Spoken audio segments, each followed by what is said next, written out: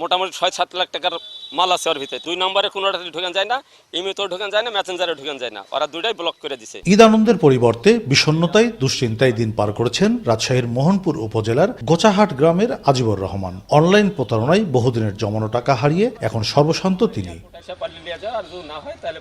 অনলাইনে পণ্য নেয়া, মোবাইল নম্বর হ্যাক বা ক্লোন করে পরিচিত জনদের কাছ থেকে নানা অজুহাতে টাকা হাতিয়ে নিচ্ছে প্রতারক চক্র।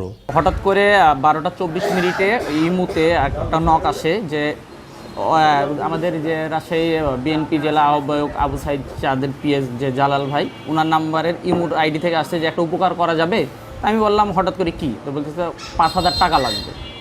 তো এখন আমার সন্দেহ হইলো যে ওনার সাথে কথা বলতে বলতে তখন উনি 5,000 টাকা থেকে 2,000 টাকাতে নেমে আসছে। তখন আমার সন্দেহ হলো যে এটাকে আসলে উনার না, কেউ ফ্যাক, কেউ বাজেভাবে ইউজ করতে পারে।